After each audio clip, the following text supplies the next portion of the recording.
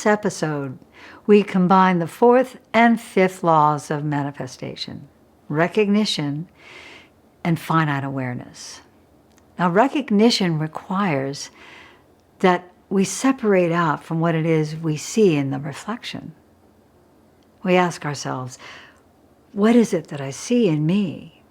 This opens up to finite awareness. What I see in you is only me. And I recognize what I see. I become aware.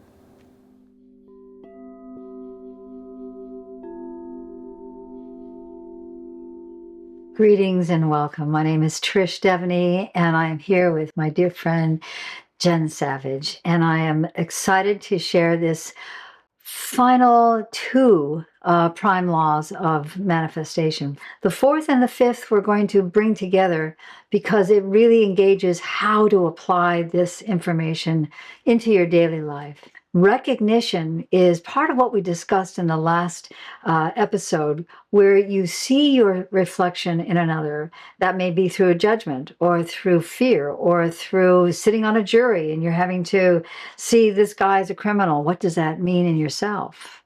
We didn't really go into that one, but that's something to consider, because a reflection is always coming back to you. It is only about oneself. In recognition, the law of recognition, we are able to step back from what we see in the reflection. And I would like to say, take two steps up.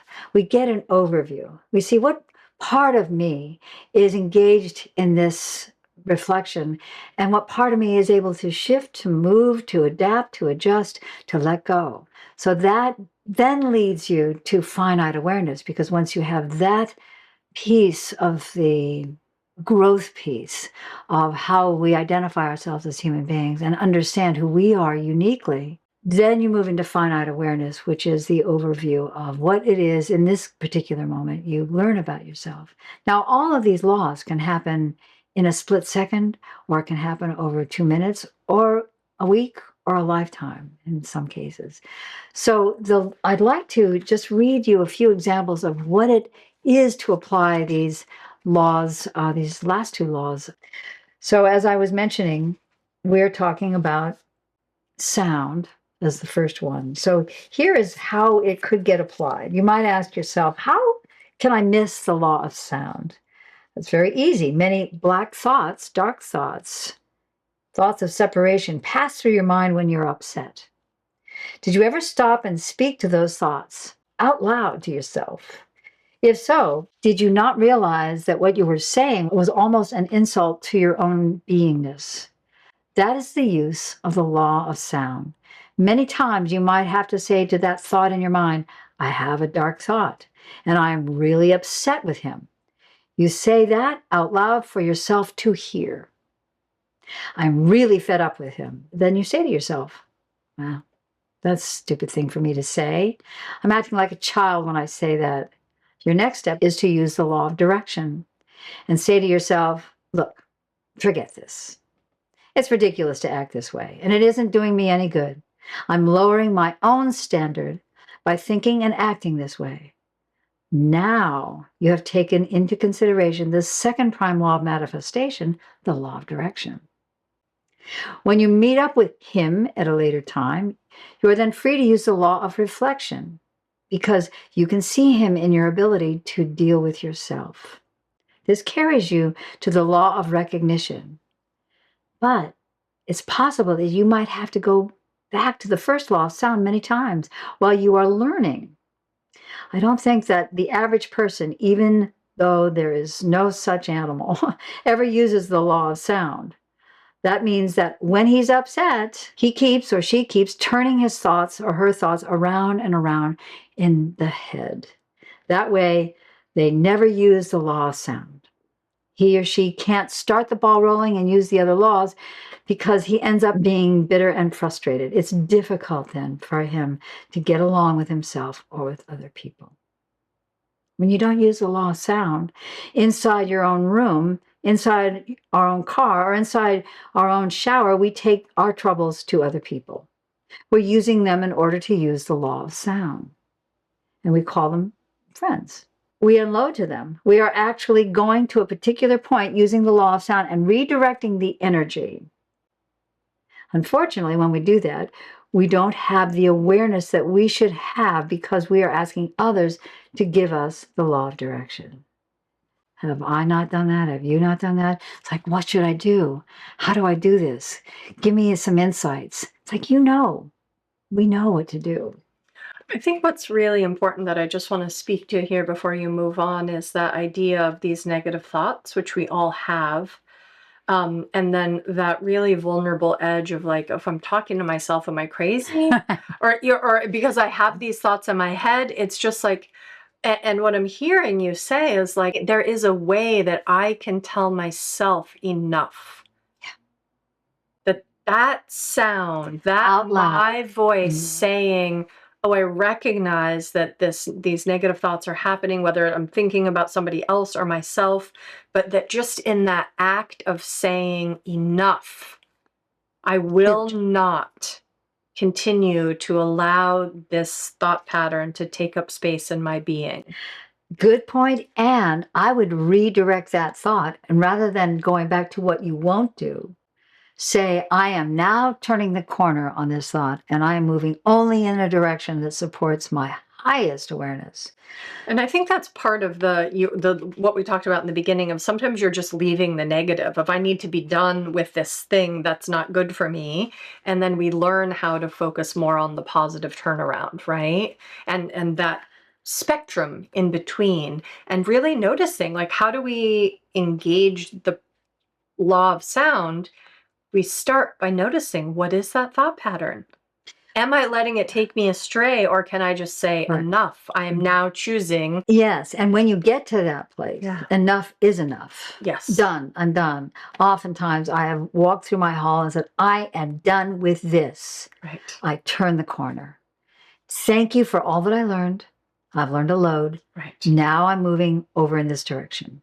Which brings in the direction. Exactly. We're then saying, okay, commanding in the driver's seat, recapping what we've discussed. And I'm using my will, or in your case, your will, to do that, to say that. So you become aware through sound. Right. And then you make the choice, use your will to give it new direction. Because we know we get dogged by those thoughts. Anytime you notice you're having conversations with people who aren't in the room with you. Right. Or that thing I wish I said, that I did. All the ways we castigate ourselves. Yeah. Stop. Just stop mid-sentence and say, I've turned the corner on this. I know in my own health, I would start to get weary and I just pause and I say, yes, I'm in pain. Yes, my hair is falling out. And that's that word, that continuity in the direction, the law of direction. I am in a state of well-being. And I would say that with certainty. Right. Because I knew at the baseline, that is who I am. So let me go on to the next one. When you meet up with this person in this story, who's I'm fed up with, at a later time, you are then free to use the law of reflection because you can see in him your ability to deal with yourself. Yay. What a beautiful, you just can step back and see, not judge. You just feel you're free to have your opinion. I don't have to enter into it with you. Then you separate yourself. There's the law of recognition. You separate yourself from the situation in order to recognize where it is that you want to go or what you want to do. This sequence is all part and parcel of our lives. As I mentioned earlier, it's one step back and two steps up, where you start to have an overview of who you are in this engaged moment and this scenario. And we've covered it in other ways. And you'll figure it out on your own. Yeah, but as you're talking, it's like there is that witness part of us. Yes. Right. And that, like, as you're talking about that reflection of, I have the capacity now to be untangled from this thing. I can see myself in it. I can step back into myself. And then it's that my human can still be having its feelings and sensations, but there is a part of us, that witness part, that can actually be holding the whole experience. And that's what I think about when you're kind of that two steps up. Right. It's a different perspective, which then changes everything. Mm-hmm. And that witness is consciousness recording the finite awareness that you have. Yeah. And that is the final law of manifestation, is that finite awareness. which allows us to move on and on, time and again. So these laws can happen in a split second, or they can take days or weeks. I'd like to just wrap with this particular paragraph, which I find fascinating. When you finish your experience here on Earth, make your transition to go on, there is a reckoning that takes place, and you run up your own balance sheet. No one else does this for you. It is a disastrous thing at that particular juncture of your experience to look back and recognize that you have not done a damn thing for yourself. In terms of your own personal progress, you haven't gone anywhere. When you work out your ledger sheet, which is the karma assigned to you as part of your growth experience, you realize that you didn't accomplish a thing. Your responsibility is to be the best conceivable person that you came to be. Your responsibility to the children is to show them the most proper, most honorable, most spiritual way of living as you know it to be. You set the example, and they choose whether they wish to follow it or not. That is the extent of your responsibility to them. You have got to teach the children, but you teach them on the assumption that you know what you're doing, leaving them to make the determination on whether they want to follow those precepts or not. Finite awareness. And I just think about the conditioning that we come in with, right? And the amount of time it takes to untangle those knots, and how, as conscious beings, when we start parenting from this place, how much further along the process the kids are. And just it, I'm watching this with my sons right now. They have so much more space to be who they came to be. And I've chosen this path, not even knowing that these, maybe not even following these exact laws or understandings, but being willing to meet myself in the depths, to kind of go into that place that knows this can't be all of what's happening here, right? And to trust that call in my heart. And you're modeling that behavior. And that's how our children learn.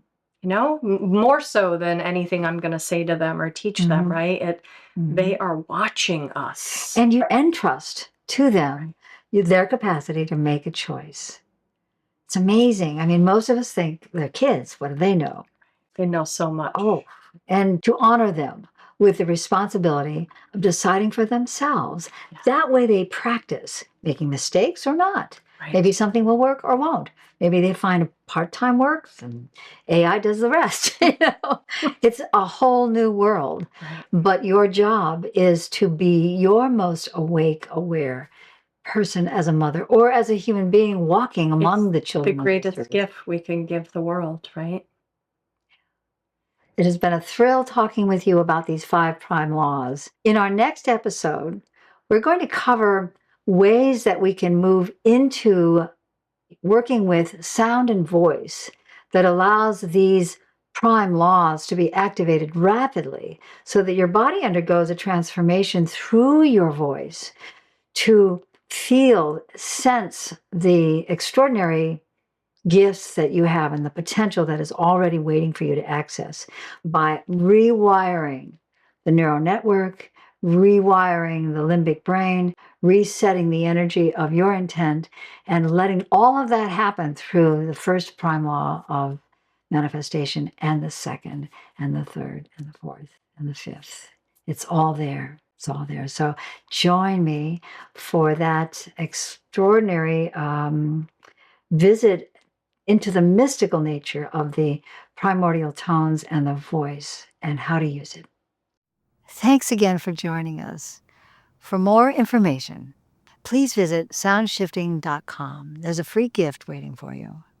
We look forward to seeing you for our next episode. And in the meantime, don't forget the God you came to be.